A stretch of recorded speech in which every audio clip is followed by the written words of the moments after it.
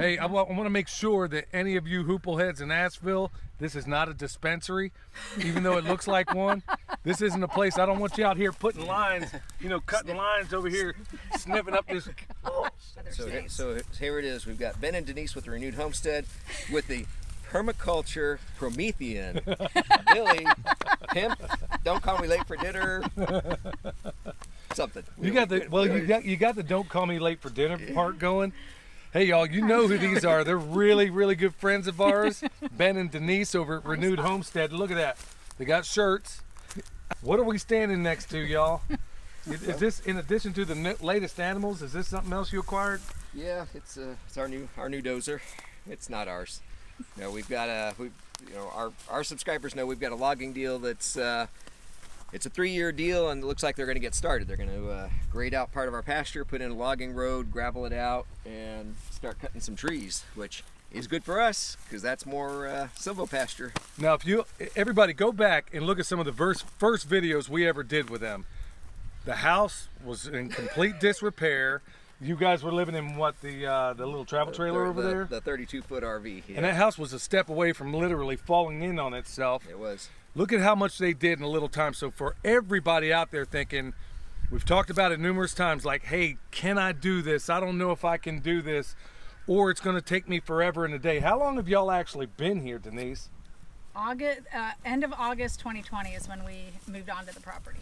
And you will not believe what they've done, where they started and where they're going, and how it can be done, because I didn't start it, and neither did you guys. None of us standing here started out with this life, but it can be acquired. So we're going to go ahead and show you a little surprise. Hey y'all, here's the big surprise. See him right there? See that cute little bull right there? He used to be mine.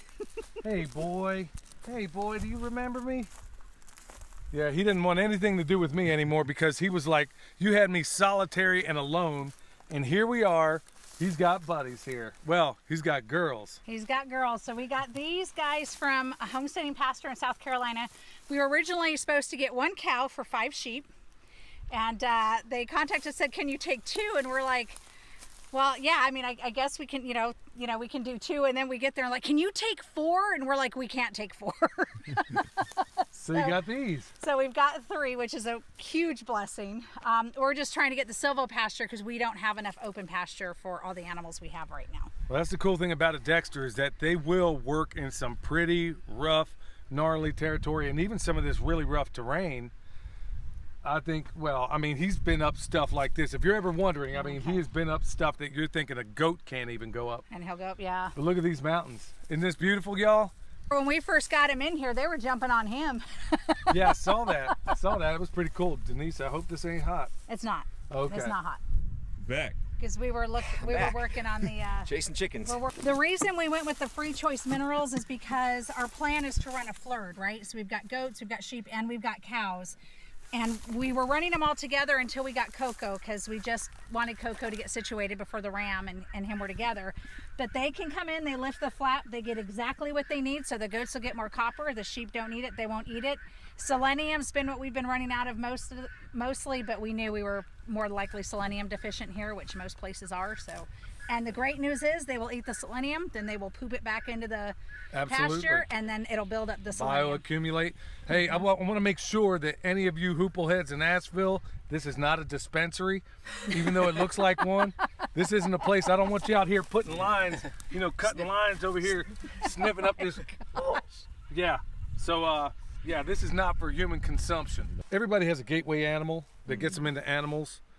Most people don't just start off with pigs or, some of the larger ones or anything like that. So what was the progression for y'all? Well, it was the ducks and the chickens, for composting and working our garden and fertilizer and stuff like that. And the eggs. And of course the eggs, yes. And meat. But as we got here and we watched 2020 unfold, we realized that our food security was like paramount. So we started branching out. We wound up getting our sheep. And we got our rabbits, guineas. Yeah, the guineas. But and that first summer our dogs were covered in ticks, so we're like, guineas will get rid of ticks. And sure enough, that next summer, not even half the tick problem. Yeah, we still had some, but not nearly as bad. So It snowballed. So in accordance with permaculture, they didn't have a tick problem. You had a Yes, lack of guinea problem. There you yeah. go. That's So it. that's exactly how we want to look at things, y'all. When we have something unbalanced in nature, it's typically because you have too much or too little of something. So it's not go out there and go buy 7 dust or anything like that. It's go get the right remedy for whatever the issue is. Well, it's just like on the pasture, right? We have a lot of multiflora rows.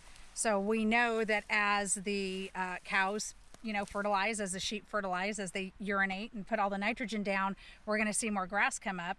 And then we have the dexters and the goats that will eat the rose bush, right? And then it's going to fix the grass problem. And that's kind of what it is. Everybody around here, well, you've got to seed, you've got to put lime on, you've got to do this. I'm like, no, nature takes care of itself. Right. So you don't have a multiflora rose problem. You got a lack of dexter and goat Right. So Well, and- it's a matter of not looking at it in a reductionistic way. And when we got here 2.5 years ago, you couldn't see any of this. Those weeds were taller than us. I mean, we didn't know what we had bought. We really couldn't see it.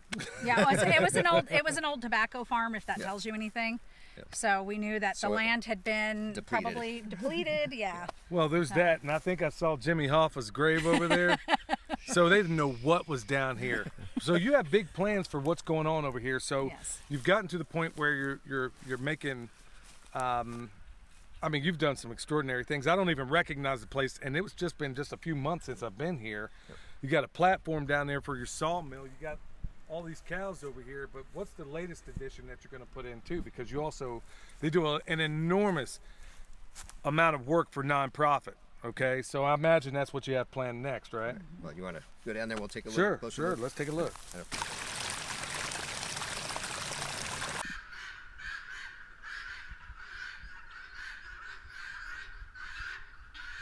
All right, so where are we exactly? I know where I'm standing, but what's gonna be around here? Well, we're up behind our shop and the sawmill platform. That's finally coming together. The area that we're in right now, we run a charity. Basically, a youth mental health charity. We're trying to help kids with depression, anxiety, suicidal ideation. As you know, we've had a lot of that, and a lot of our focus is not only on treatment, but it's also on diet, because we're finding out that so much of mental illness is now linked to The gut. diet and deficiencies in the gut. So we really want to start animal therapy here, but in addition to animal therapy, we're also going to be teaching them about permaculture and about diet and planting and what nutrients the soil needs, and how when you have nutrients in the soil, that tomato or that green bean or whatever it is you're eating, right, is going to be better for you and taste better, and then they can take pride in it too, right, because they've helped plant it, they've helped harvest it. So what you're saying is monsters, ho-hos, and Call of Duty is not a balanced diet. Yeah, you don't get all your essential vitamins and minerals. No. So How we're- cool is that? So where we're Right. standing, we're going to be putting up a barn because we will be getting horses for that animal Yeah, therapy. it's a new. We have an old tobacco barn, but we're doing one that's more suited for. How cool is that? All right, we're gonna go show y'all some pruning. So we're gonna do the LBL method. We do have some garlic right there, so just Yeah. FYI. So low, LBL stands for low, big, and in the line. So generally in a orchard, anything below 42 inches, which we'll say about chest height, Okay. we're gonna wanna get rid of. And then B, the B stands for big, meaning that any branch that's attached to the trunk that's 50% or greater, it has to go too. So Okay, do you see any? These would go automatically though because they're under 42 inches. There you go. Okay. But not necessarily. These are just these are just rules to go by. Okay. So low, anything below 42. B, anything big, which is 50% or greater than where it's attached. Okay. And then the other L stands for line or lane. So in a typical orchard, if you're going to have trees going this way, and then let's say you got a line here, a lane or whatever, and you got a row of trees over there, what you don't want are branches going directly this way or directly this way, because then you can't go between your trees, right? Okay. So you want it like an X-wing fighter. You want it almost like this and like this. And of whatever you have left, what are we looking at here? A pear? I think that's an apple. An apple? Okay. Just needs some help. I think that's I think that's my Granny Smith. So anything low. So we're going to get rid of, we don't have to, but I can tell this is not. And then when you do cut, right here is called your healing collar. You see where it's kind of big here? Right. You want to cut on this side of your healing collar. And then we want to stack it up right here, because another golden rule is on a fruit tree, it's not like a nitrogen fixer. You don't want to take off more than a third of a tree in a year. So I usually pile it up right there. Now, should we put anything over this or just leave it? Nope, as long as you're on the outside of the healing collar. Okay. We only want one central leader, which I think we can all agree it's going to be this one, right? Yep. So do you is- see any competition? Is this another one? Absolutely. It Okay. needs to go, right? So we can only take a third. So I'm going to get over here. I'm going to take it. We're going to put that in our pile because we want to make sure. What else, based on what you see here, what else do you think ought to This go? has to go, right? Well, Or no? Because it's since, low, right? since we don't want to take more than a third, I know this one we want to go because this is rubbing on other branches and coming back through the middle. But Okay. Right? let's look at the top, though. Is there anything else competing for it? Any other branches competing for the top that's pretty obvious? This seems obvious. Probably this one. Absolutely. Yeah. So we're going to take that because we may have to stop at a certain point.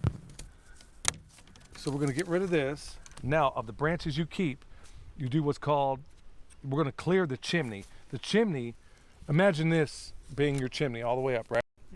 Anything within 6 inches of that chimney, we want to prune. So this is going to go away. Oh, wow. Okay. See this one here? Yep. That's going to go away. All right. So And you're just- doing, so I would do, so I'm yeah. very, I'm no, very, run I have with to it. do Run it. with it. Yeah. All right. Do So it, do we, it on this branch. okay. So we're looking, so anything from, from here, this is the main, anything 6 inches from here, From the trunk itself. from the Yeah. trunk So if you put itself. your hand on there, Okay. So like this has got to go then. gotta go. Okay. And we want to do it Outside like that, right? Yep. Just on the other side of the healing collar. There you go.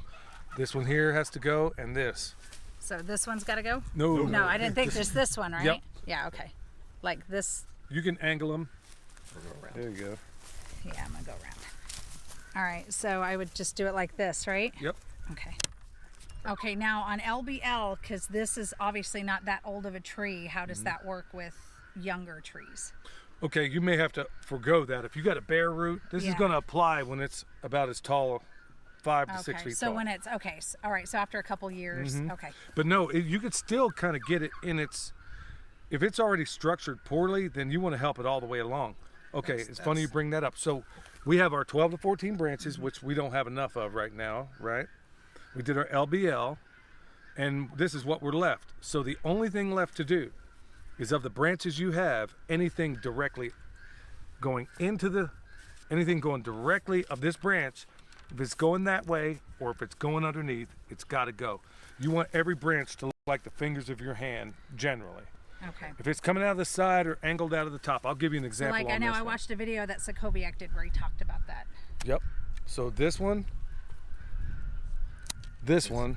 and then is there anything beneath? I'd take this one, right? Yep. Then you were talking about that one, right? Yep. So that answers your question, right? Yep. It's coming toward the tree, so it's got to go. Perfect. Right there on your healing collar. And so each branch that I keep, I do each one. This one's perfect, just like it is. This one's good, just Now, like it should we is. start tying these down? I would, So- but Okay. after it becomes vegetative. This could very well be 5 feet that way. So what you could do, one right here, one right there. Now this is a pond they just put in, and it's a pretty good feature that you added in here. So you got thousands more gallons of wonderful water Yep. straight. So how does it work? It comes off the stream, and Well, then this was a wet area. This was sopping wet. You couldn't mow. You couldn't do anything because you'd sink knee deep in the mud. It was a natural There's spring. A natural spring in here. But because we wanted to put fish in here, you can see the water coming in from there. There's a 2-inch pipe that goes from there up to our other pond, which is stream fed. So that water fills in, comes here nice and cold, and then the overflow goes right back to the stream. So this water's you're constantly. just borrowing it. We're just borrowing it. We're just holding it up. It's also a source of protein. Well, and that's if you think about it, right? When you're talking about protein, there's a lot of people that don't have big property for cows or anything. You could put in a pond and have fish, and you're going to have far more protein than you know what to do with. There's Aquaculture, your, there's your source right there of protein if you don't have a lot of property. Give it a moment. It's about to start percolating. The guy that helped us set this up, what he does is he's got a bug zapper. He takes the bottom off. He puts a hook on it, hangs it over it, zaps the bugs. The bugs drop in and it feeds the fish. He knows. You have to, There we you go. have There to we go. hit it so they see the water Here they go. vibrating.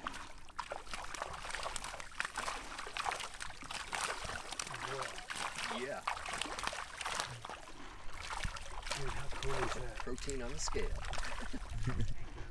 All right, y'all, check it out.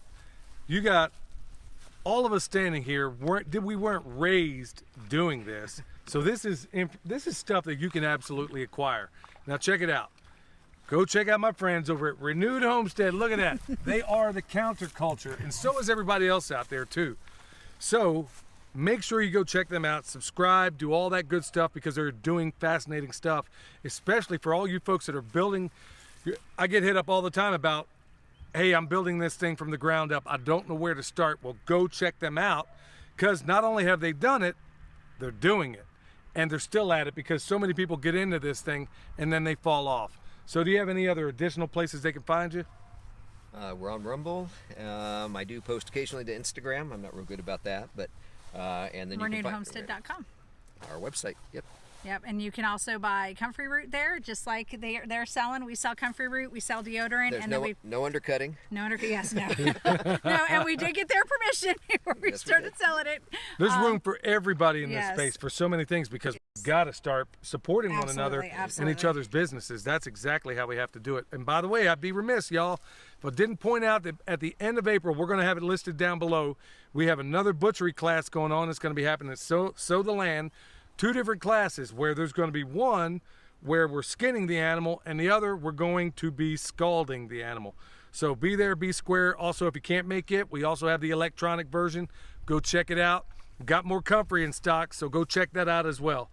Till next time, this is Billy, along with my friends over at Renewed Homestead, where permaculture is our passion. Yes. We'll see you next time. Bye, y'all.